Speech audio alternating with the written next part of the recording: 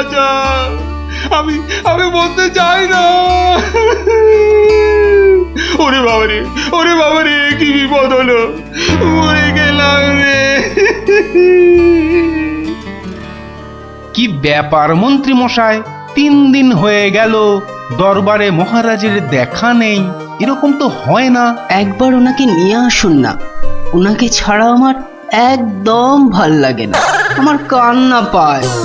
ন্যাকা রাজজ্যোতিষী মশাই, খোঁড়াকে যেমন খোঁড়া বলতে নেই, ন্যাকাকেও তেমনি ন্যাকা বলতে নেই, জানেন না? দুষ্টু। থামো তো, কি হলো মন্ত্রী মশাই, কিছু বলছেন না যে? মনে হয় মহারাজের শরীর খারাপ। কেন কেন? 3 দিন ঘর বন্ধ করে শুধুই কাঁদছেন আর বলছেন আমি মরতে চাই না, মরতে চাই না। বলেন কি মন্ত্রী মশাই, এ তো জটিল রোগ। নির্ঘাত মহারাজের পিত্ত মাথায় উঠেছে, অথবা স্নায়ু দুর্বল, কিছুই বলা যায় না। আপনি একবার গিয়ে দেখুন রাজবৈদ্য মশাই, আর দেরি করা উচিত হবে না। ঠিক ঠিক, আমি এক্ষুনি যাচ্ছি।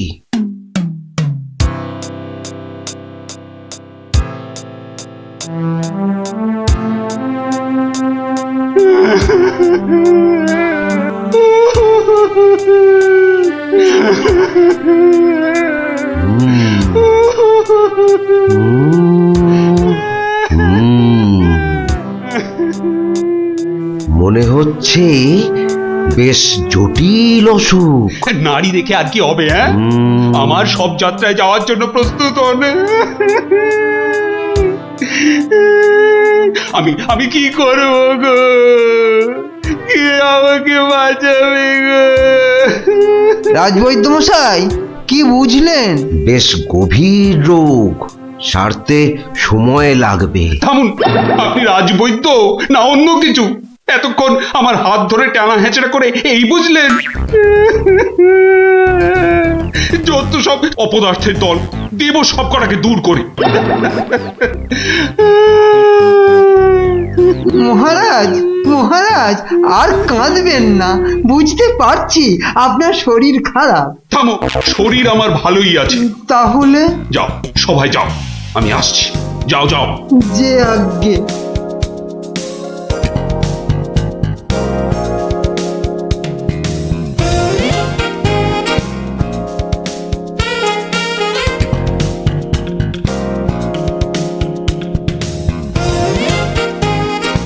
কি উজির, মহারাজ কৃষ্ণচন্দ্রের কাছ থেকে কোনো উত্তর এলো? না জাহাপানা, এখনো কোনো উত্তর আসেনি। আর আসবেও না। 1 সপ্তাহ সময় দিয়েছিলাম, আজ 4 দিন সম্পূর্ণ হতে চলেছে, আর আর 3 দিন বাকি। তারপরেই থামো, হেসো না।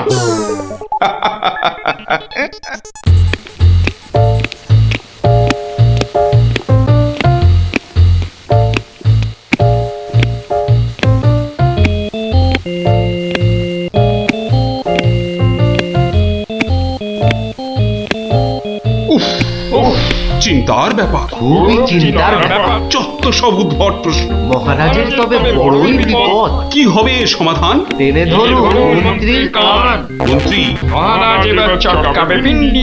আচ্ছা মন্ত্রী, বলতে পারো আমার মাথায় কটা চুল? কেন মহারাজ, উকুনের উপদ্রব? আরে না না, তবে কি চুলে পাক ধরেছে? কলপের ব্যবস্থা করি। আহাম্মক। আমি সেবক। আমার কটা মাথা বলতে পারো? একটা মহারাজ। থাকবে না, এটাও থাকবে না, আর আমার সাথে তোমাদের গুলোও যাবে।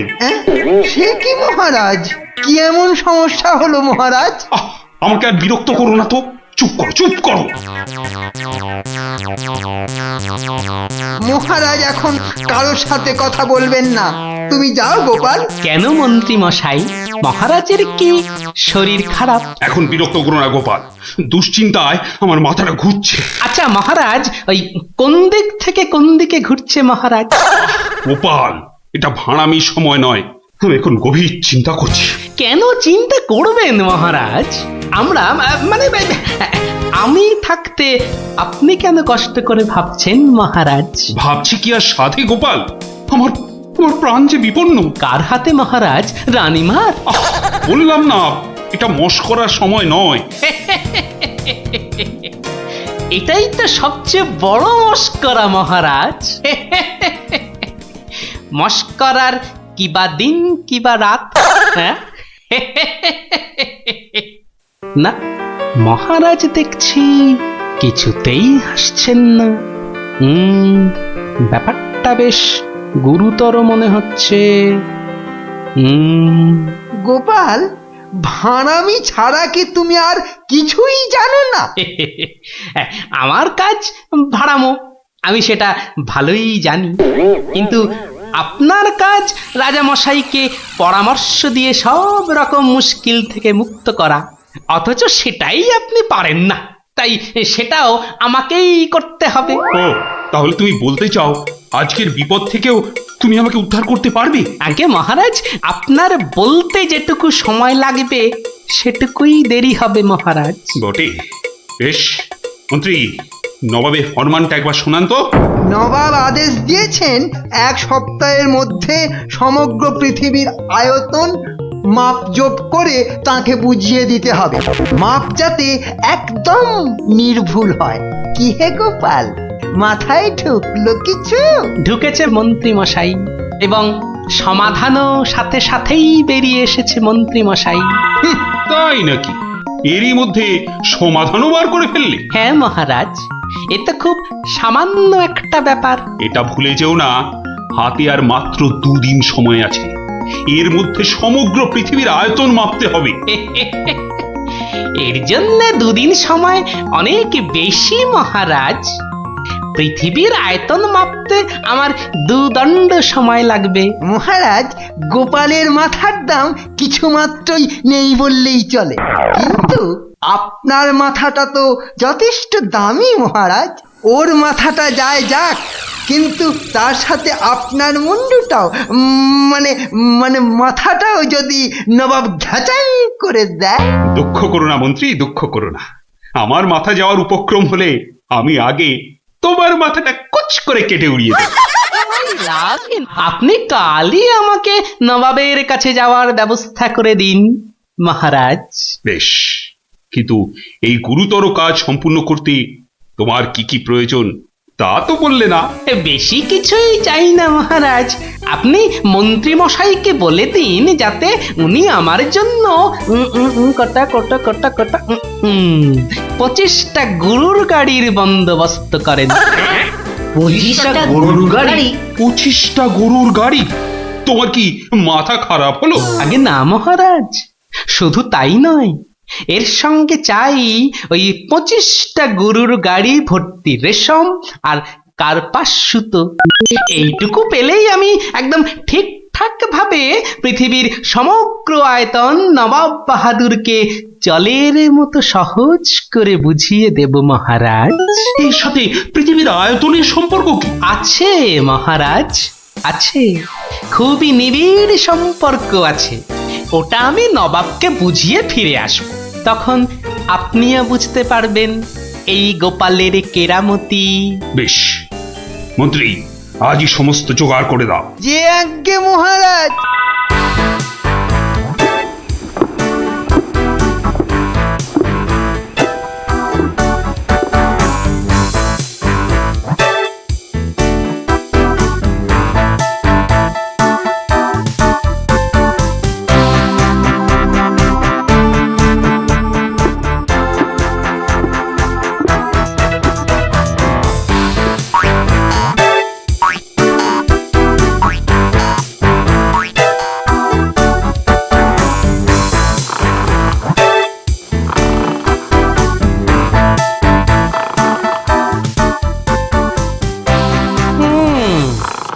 বেটা আমাদের সবার ঘুম ভাঙিয়ে এখন সদল বলে বসে ঘুম দিচ্ছে।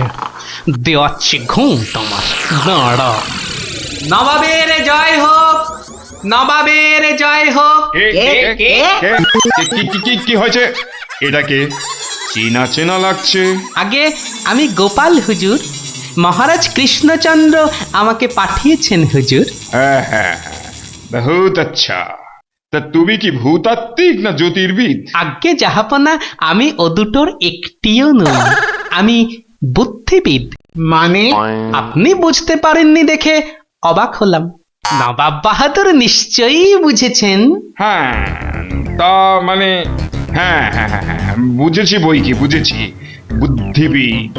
তা তুমি কি আমার প্রশ্নের উত্তর নিয়ে এসেছো? মাপযোগ কি সম্পূর্ণ হয়েছে? হয়েছে হুজুর, তবে সেটা সঠিকভাবে বুঝে নিতে আপনাকে একটু আমার সাথে বাইরে আসতে হবে যে। বেশ, চলো। কি ব্যাপার, এত গরুর গাড়ি, এত সব সুতো, এসব কিসের জন্য? আগে জাহাপনা, এই প্রথম 14টি গাড়িতে যে পরিমাণ সুতো আছে তাই হচ্ছে পৃথিবীর দৈর্ঘ্য জানা, আর বাকি 11টি গাড়ির সুতো হলো পৃথিবীর প্রস্থের সমান। এটাই হচ্ছে একমাত্র নির্ভুল মাপ জাহাপনা। কিন্তু যদি এই মাপটা নির্ভুল না হয়, প্রমাণ কি? আপনি মিলিয়ে দেখলেই প্রমাণ পাবেন হুজুর। সব থেকে ভালো হয় আপনি নিজে দাঁড়িয়ে থেকে সব ঠিকঠাক মাপিয়ে নিন। হ্যাঁ, আমি মানে হ্যাঁ হ্যাঁ হ্যাঁ হ্যাঁ। হুজুর, এই দেখুন, এই গোলাটা হাতে করে দেখুন কত ভারী, আর এর দৈর্ঘ্যটাও মাপুন, তাহলেই বুঝতে পারবেন এই রকম গোলা ভর্তি 25 গাড়ি সুতো। বেশক বেশক, ঠিক ঠিক ঠিক ঠিক। এবার তুমি যেতে পারো, আমি পরে মেপে দেখে নেবো। হ্যাঁ, কিন্তু হুজুর, এই অসাধ্য সাধন করার পর আমার তো কিছু পুরস্কার প্রাপ্য, আর তাছাড়া সবাই আপনার দানের এত প্রশংসা করে। এই কে আছিস? ওকে এখনই 1000 মোহর দিয়ে বিদায় কর। নবাবের জয় হোক, নবাবের জয় হোক। এবার বোঝ বেটা, কত ধানে কত চাল। সাবাস গোপাল, সাবাস, তোমার সত্যি জবাব নেই। আমি যদি নবাবের অন্ধকার মুখটা একবার দেখতে পেতাম। আগে মহারাজ, ওই ঠিক দেখার মতো নয় মহারাজ, উনি একে ঠকেছেন, তাই 1000 মোহরের শোক। তা যা বলেছ, তুমি আজ আমার প্রাণ বাঁচালে। সত্যি সত্যি, আমি তোমাকে আরো 100 মোহর পুরস্কার দিচ্ছি। মহারাজের প্রাণের মূল্য মাত্র 100 মোহর মহারাজ। গোপাল, জয় হোক মহারাজের। পৃথিবীর আয়তনটা তাহলে তোরা বুঝতে পারলি তো? এই মাংসটাও হয়ে গেছে মনে হচ্ছে, বুঝলি? দারুণ গন্ধ বেরিয়েছে। চ চ চ, এবার তাড়াতাড়ি খেয়ে নি সবাই মিলে। চল চল চল চল চল।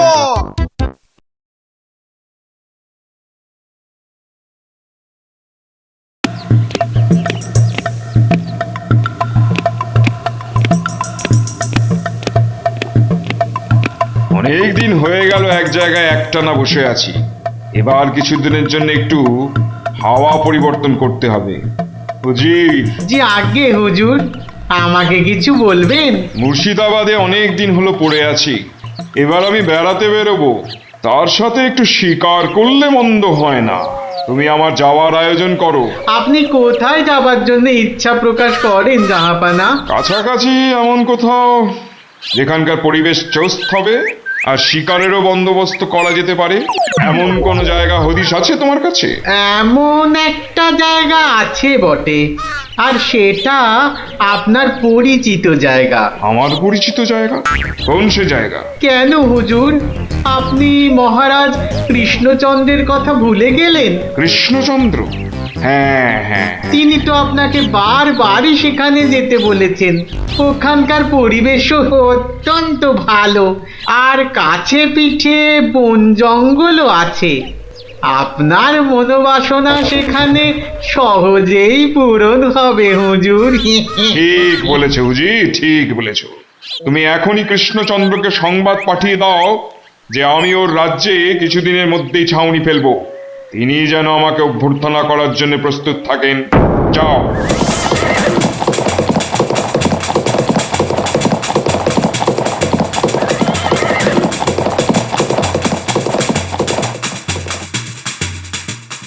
বন্ধুগণ, আজকে আমার কাছে একটা বড়ই গুরুত্বপূর্ণ খবর আছে। আর কয়েকদিনের মধ্যেই মুর্শিদাবাদের নবাব বায়ু পরিবর্তন করতে আমাদের রাজ্যে আসছেন। নবাব? মুর্শিদাবাদের নবাব? প্রচন্ড খেয়ালি মানুষ, কখন যে হঠাৎ করে কি চেয়ে বসবেন কিছুরই ঠিক নেই। আমাদের খুব সাবধানে ওনার যত্ন করতে হবে কিন্তু। হ্যাঁ, তাছাড়া উনি রাজসভায় আসবেন না, রাজধানীর উত্তর দিকে যে বিশাল অরণ্য আছে তার পাশে ছাউনি ফেলবেন আর শিকারও করবেন। নবাবের আরাম বিরামের যাতে কোনো ত্রুটি না হয় সেজন্য আমরা সবাই সজাগ থাকব। আমি নিজে সব ব্যবস্থার তদারকি করব। আমোদ প্রমোদ, ভালো ভালো খাবার, সব কিছুর ব্যবস্থা রাখতে হবে। মহারাজ, খাবারের কথাই যখন উঠল তখন একটা কথা জিজ্ঞাসা না করে পারছি না। ওহ, আবার কি কথা? বলে ফেলো, বলে ফেলো। মহারাজ, নবাব সাধারণত গোমাংসই খুবই পছন্দ করেন, কিন্তু এটা তো হিন্দু রাজ্য, এখানে গোমাংস তো পাওয়াও যাবে না। কিন্তু নবাব যদি জেদ ধরেন। খুবই গুরুত্বপূর্ণ প্রশ্ন করেছ মন্ত্রী। সেক্ষেত্রে আমাদের নবাবকে উত্তম রূপে খাসি আর মোরগের মাংস খাইয়ে মন ভরাতে হবে। এছাড়া আর উপায় কি? হ্যাঁ, আর তাতেও উপায় না হলে হাতের কাছেই তো আছে আমাদের কৃষ্ণনগরের বিখ্যাত সরপুরিয়া রাজভোগ। এর স্বাদে আর গন্ধে নবাব গোমাংসের কথা ভুলেই যাবে। ঠিক বলেছ গোপাল, নবাবের এমন খাতিরদারি করতে হবে যাতে সাপও মরে আর লাঠিও না ভাঙে। তাহলে আপনারা এবার তৈরি হয়ে নিন, আজ থেকেই কাজে লেগে পড়ুন, আর একদম সময় নষ্ট নয়।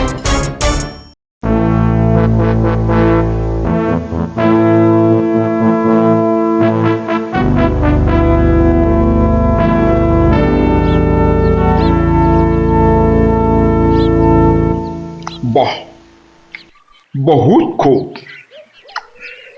বড়ই জবরদস্ত চিজ।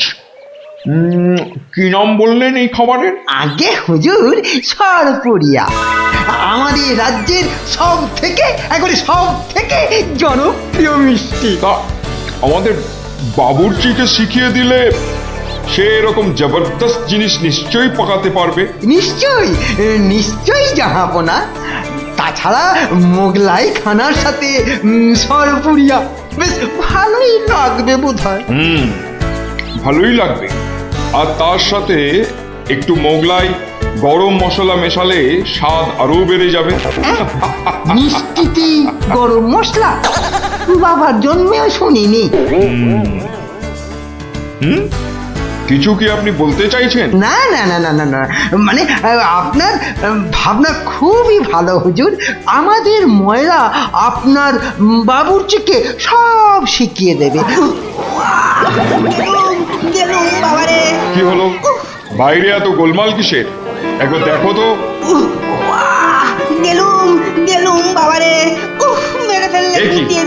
এ কি অবস্থা হয়েছে তোমার?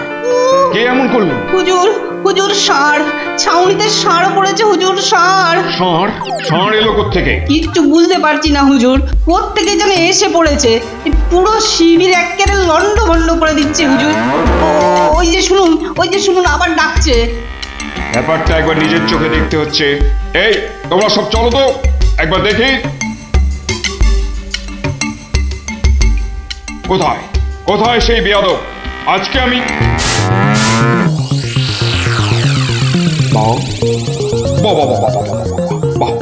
বহুত খুব, কি চমৎকার ষাঁড়, কি নধুর দেহ, যেন তেল চুইয়ে পড়ছে। একেবারে জবরদস্ত গোস্ত। হুজুর, আমরা সবাই মিলে এখনই ওটাকে তাড়িয়ে দিচ্ছি। এই না না না, তাড়িও না, इसको पकड़ो। পাকড়ো মানে? কি সুন্দর শরীর, চমৎকার মাংস হবে। বেটাকে ভালো করে ধর, আর শুনে রাখ, কাল এই ষাঁড়টাকেই জবাই করে আমার খানা পাকানো হবে। এই মাটি করেছে। এই যে মহারাজ কৃষ্ণচন্দ্রের পিতৃশ্রাদ্ধের বিসর্গ এবার নবাবের কবলে পড়েছে। ওর আর রক্ষে নেই। যাই তাড়াতাড়ি রাজসভায় যেতে হবে। খবরটা শুনলে মহারাজ নির্ঘাত মূর্ছা যাবেন। জাহাপনা, এবার আমাকে বিদায় দিন। রাজসভায় যেতে হবে, অনেক কাজ পড়ে আছে। হ্যাঁ, এবার আপনি আসুন। আর আগামীকাল আমি এখানে একটা বিরাট ভোজসভার আয়োজন করছি। কাল তাই আপনাদের মহারাজকে এখানে আসতে বলবেন। রাজাকে কাল আমি আদা দিয়ে ষাঁড়ের কোরমা খাওয়াবো, বুঝলেন? ঠিক আছে, সেলাম হুজুর। আদাব। আদাব আদাব। হ্যাঁ, আদা দিয়ে কোরমা হবে কাল।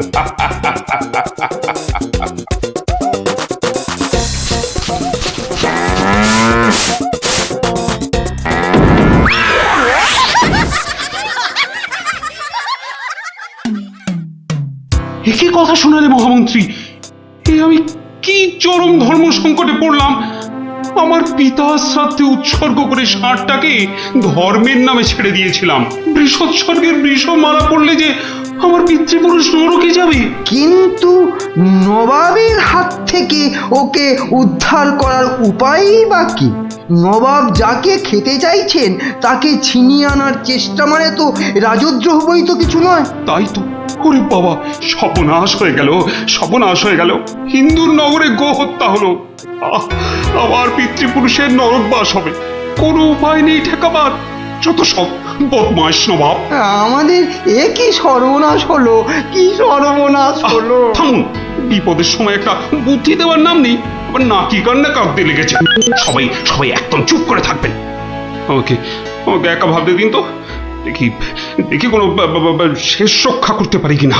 আগে মাফ করবেন মহারাজ, আমার উপর ভার দিলে আমি ষাঁড়টাকে নবাবের কবল থেকে খালাস করে আনতে পারি। কার সাথে টক্কর দিতে হবে বুঝতে পারছো?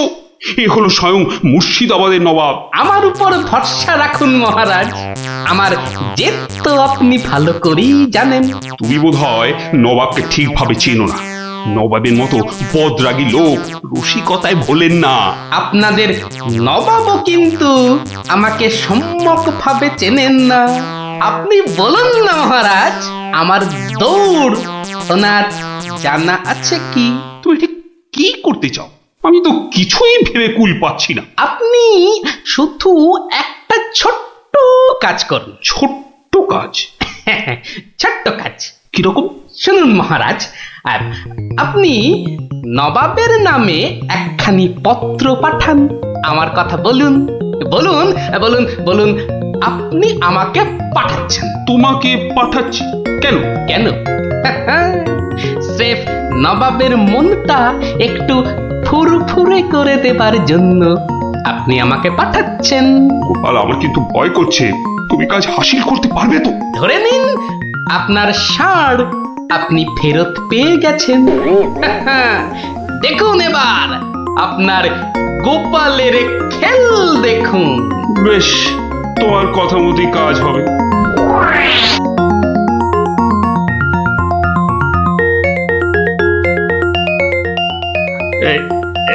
এই আমি চিঠি লিখে দিচ্ছি।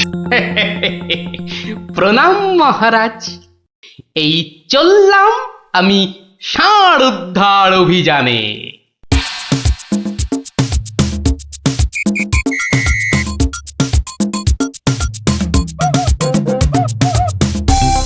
সেলাম হুজুর, আপনার চরণে এই দাসের শত কোটি সেলাম। আরে, এ কে উজির?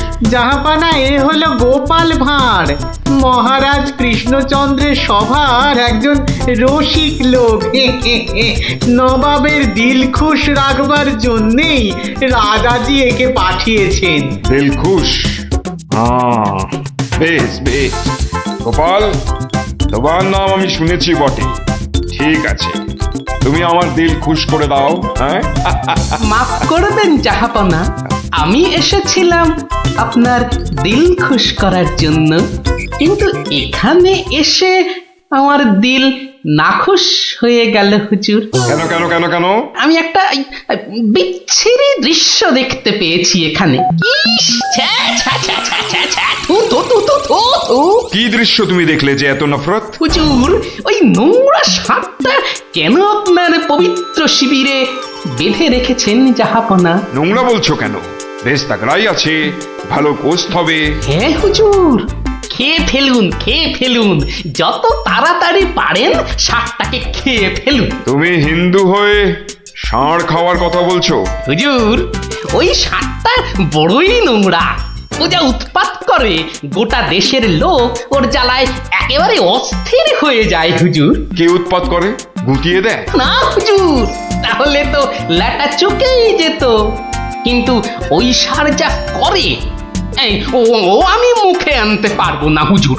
রাম রাম ওয়াক ওয়াক, থু থু থু। আরে বলেই ফেলো না, কি কাজ করে? কি আর বলবো জাহাপনা, ওর জ্বালায় মাঠে কারোর বড় বাইরে করার উপায় নেই। কেন কেন কেন? কেন বলবো? বলেই ফেলি। হ্যাঁ, মানে ও মল ভিন্ন, মানে ওই ওই নোংরা ভিন্ন আর কি। আর কিছুই খায় না, মানে ওই গু খেকো সাপ। গু খেকো ষাঁড়? হুজুর, সাপটা ওই গুয়ের লোভেই মাঠে মাঠে ঘোরে। কোনো লোককে মাঠে বসতে দেখলেই হলো তাকে গুটিয়ে একেবারে তুলে দিয়ে তুলে দিয়ে? তার ময়লাটা খেয়ে ফেলে। ছি ছি ছি, ছ্যা, ছ্যা, ছ্যা, ছ্যা, ছ্যা, ছ্যা। হ্যাঁ জাহাপনা, ওকে আপনি ওই যত তাড়াতাড়ি খেয়ে ফেলুন। হ্যাঁ, ওকে আপনি যত তাড়াতাড়ি খাবেন ততই।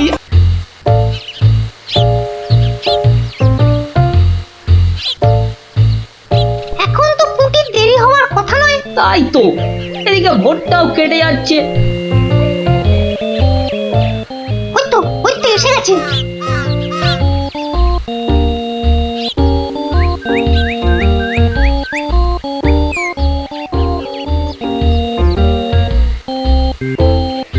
পুটি, ওরা মনে হয় খেজুর গাছের রস পারবে। এইটালে আমাদেরও খাওয়া হবে। কি বল? যা বলেছিস। আচ্ছা, ওরা তাহলে এই মতলবে এত ভোরে উঠেছে? হ্যাঁ, না, ধরতে হচ্ছে। নে নে পুটি, কাছে ওঠ। আমার না ভয় ভয় করছে। তাহলে শোন, আমি উঠি। এই যে, কাউকে উঠতে হবে না। গোপাল দাদু, হ্যাঁ, তোমরা একটা খুব খারাপ কাজ করতে যাচ্ছিলে। না বলে অন্যের জিনিস নেওয়া বা খাওয়াকে কি বলে জানো তো? চুরি। কি তোরা? দিদি, এই খেজুর রস চুরি করার জন্য তোদের পার্সোনাল কথা ছিল? চুপ চুপ। কিন্তু তোমরা আমায় কথা দাও যে তোমরা এরকম কাজ কখনো করবে না। একটা শর্তে। গল্প বলতে হবে, তাই তো?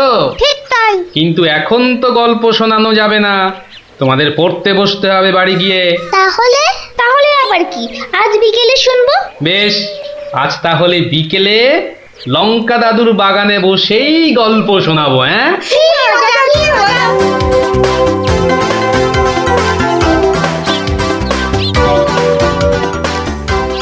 এসে গেছি, এসে গেছি, গল্প শোনাতে এসে হাজির গল্প দাদু।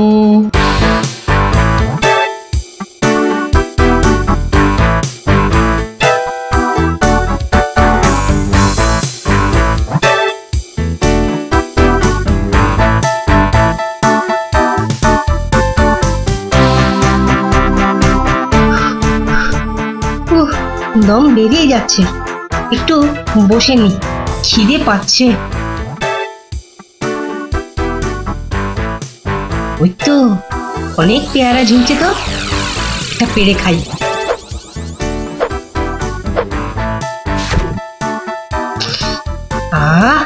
দারুণ গন্ধ তো। বাবা, কি বড় লাগছে পেয়ারাটাকে নাকের কাছে ধরলে। যাই, পেয়ারাটা খেতে খেতে মিষ্টির দোকানেই যাই। কিন্তু পকেটে তো মাত্র 1 টাকা রয়েছে, মিষ্টি খাবো কি করে? থাক, খাবো না, দাঁড়িয়ে দাঁড়িয়ে শুধু দেখবো। মিষ্টি দেখতে তো আর টাকা লাগবে না।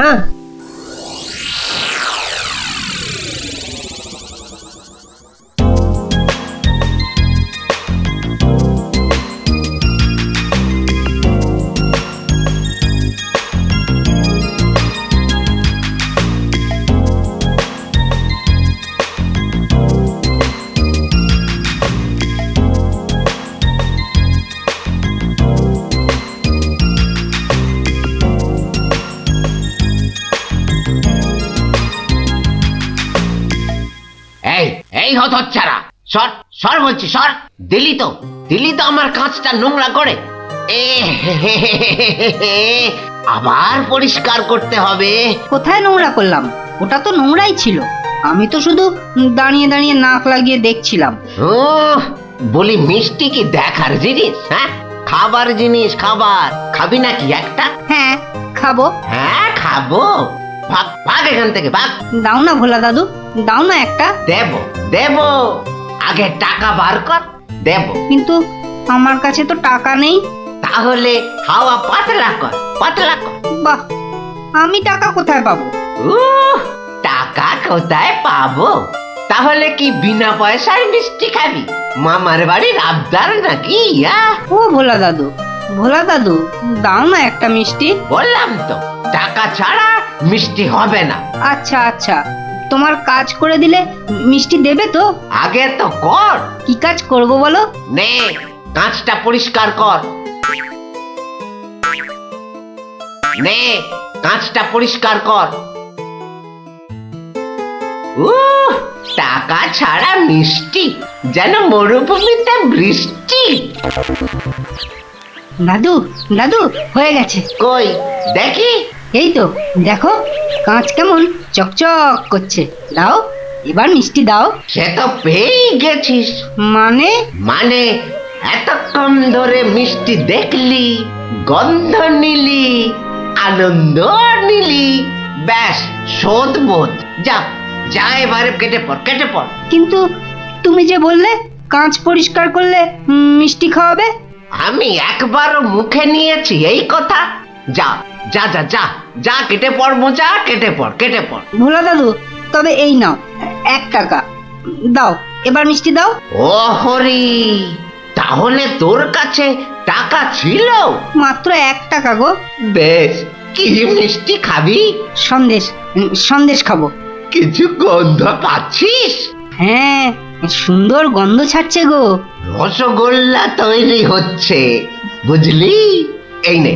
এই নে সন্দেশ। এ কি, এইটুখানি কেন? আর একটুখানি দাও। হ্যাঁ, আরো দাও। রসগোল্লার গন্ধ শুকলি না? জানিস না, ঘ্রাণে ন অর্ধ ভজন, বড় হলে বুঝবি। নে, এবার হাওয়া পাতলা কর তো, পাতলা কর। আর একটু দেবে না? তুই কি বাংলা কথাও বুঝিস না? এবার কি দোকান থেকে সরবি নাকি ধাক্কা দিয়ে বার করে দেবো?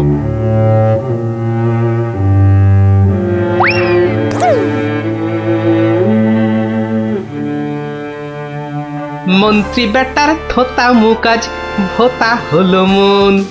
রাজার মন্ত্রী বেটার থোতা মুকাজ ভোতা হলো মন। বেটারে বুদ্ধি না থাক, ও বেটার বুদ্ধি না থাক, মাথায় গোবর পোড়া আছে বিলক্ষণ। মন্ত্রী বেটার থোতা মুকাজ ভোতা হলো মন। মন্ত্রী বেটার থোতা মুকাজ ভোতা হলো। কি হলো? কি বোঁচা একা একা মাঠের পাশে বসে আছে কেন? দেখতে হচ্ছে। কিরে বোঁচা, তোর বন্ধুদের কাউকে তোর সঙ্গে দেখতে পাচ্ছি না কেন? ওরা সব মাঠে খেলছে। তাই তো, কিন্তু তুই খেলছিস না কেন ওদের সাথে? ওরা খেলতে নেয়নি? না দাদু, আমার খেলতে ইচ্ছা করছে না। কেন রে? বাড়িতে বকেছে? স্কুলে স্যার ঠেঙিয়েছে? মন খারাপ? কি রে, তুই আবার কাঁদছিস কেন? আরে কেন কাঁদছিস বল আমাকে, তোর কি হয়েছে? আমার মন খুব খারাপ। কেন রে, তোর মন খারাপ কেন? আমাকে বল, আমি তোর মন ভালো করে দেবো রে। ওই যে ভোলা ময়রা আছে না, ও খুব দুষ্টু লোক জানো। আমি কত কষ্ট করে কাঁচ পরিষ্কার করে দিলাম, আর ও কি না। যা এবারে কেটে পড়। ভোলা দাদু, তবে এই নাও 1 টাকা, সন্দেশ খাবো। এই নে, কিছু গন্ধ পাচ্ছিস? হ্যাঁ, আর একটুখানি দাও। জানিস না, ঘ্রাণে ন অর্ধ ভজন।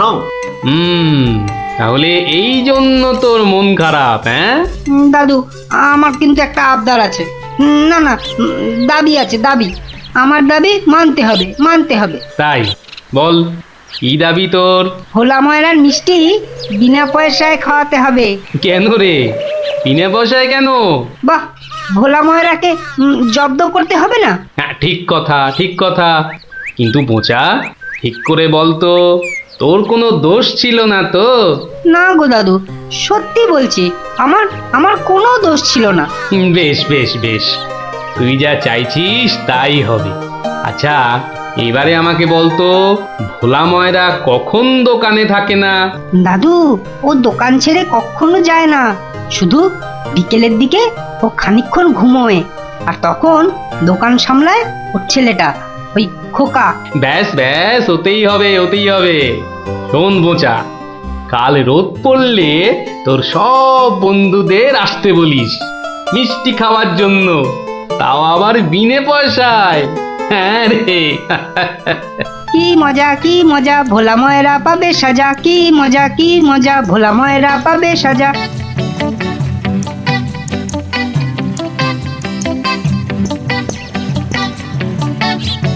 আমি এবার একটু চোখ বুঝবো, কেউ এলে জাগিয়ে দিবি। ঠিক আছে বাবা। খবরদার, একটা মিষ্টিতেও হাত দিবি না। না না, দেব না, দেব না। ও, ঘুমের চোখ জড়িয়ে আসছে। তুই কিন্তু উঠে যাবি না, বসে পাহারা দে। আচ্ছা, তাই হবে।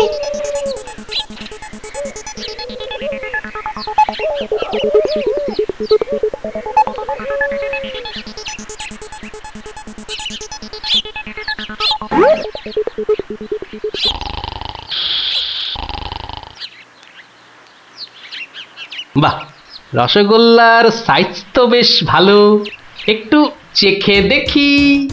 আরে আরে, আপনি কি করছেন? থামুন থামুন। আমার তো কোনো গল্পই নেই। তোমার বাবা আমায় চেনেন, তাকে বলো আমি এসেছি। কিন্তু আপনি কি? আপনার নামটাই বা কি? বলা নেই, কওয়া নেই, রসগোল্লা তুলে নিয়ে খাচ্ছেন। ওহো, তুমি আমার নাম জানবে? ঠিক আছে ঠিক আছে, বাবাকে বলো মাছি এসেছে। ও মাছি! বাবা বাবা, তাড়াতাড়ি এসো, মাছি এসেছে। সবে ঘুমটা ধরেছে, কে এসেছে? আরে মাছি মাছি মাছি? আর এই নিয়ে তুই গলা ফাটাচ্ছিস? হ্যাঁ, তুই আচ্ছা হাঁদা তো। বলো বড় মাছি এসেছে। বাবা, বড় মাছি সব মিষ্টি খেয়ে নিচ্ছে। বাবা তাড়াতাড়ি এসো। ওকা, উঠলে কিন্তু পট পট করে তোর সব কটা হাড় আমি ভেঙে ফেলবো। ওই দেখো, বিশ্বাস করে না, মাছিটা সব খেয়ে নিল গো। খাক খাক, যত পারে খাক, ও এরকম প্রত্যেক দিনই খায়। খাক। ও বাবা, বাবা তুমি কিন্তু এরপর আমাকে কিচ্ছু বলতে পারবে না। বোকা, চিৎকার বন্ধ করবি, না হলে কিন্তু আমি গিয়ে তোকে আর আস্ত রাখবো না। দেখেছো, তোমায় আগেই বলেছিলাম না, তোমার বাবা আমাকে খুব ভালো করেই চেনেন। যাই হোক, এবার এগুলো নিয়ে যাচ্ছি, কেমন? আবার বাবাকে বিরক্ত করছো কেন? বাবা ঘুম থেকে উঠলে বলো যে মাছি খুব আনন্দ পেয়েছে। আচ্ছা।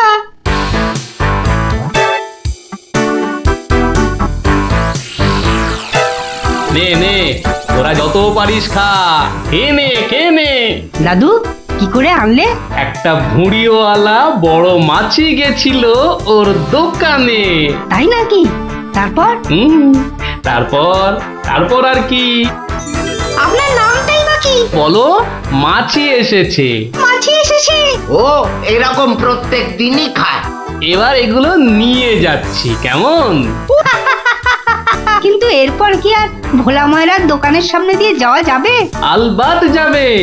আর যখনই যাবি, ময়রাকে মাছির কথাটা মনে করিয়ে দিবি। ব্যাস, চিড়বিড় করে নিজেই জ্বলবে। নে খোকা, এবার যা, আমি বসছি। এ কি, রসগোল্লার জায়গাটা ফাঁকা কেন? বাহ, আমি তো তখন তোমায় কত করে বললাম, মাছি সব মিষ্টি খেয়ে নিচ্ছে। এ কি ধরনের মাছি? বড় মাছি, বেশ ভুঁড়িওয়ালা মাছি। হায় হায় হায় হায় হায় হায় হায় হায় আমার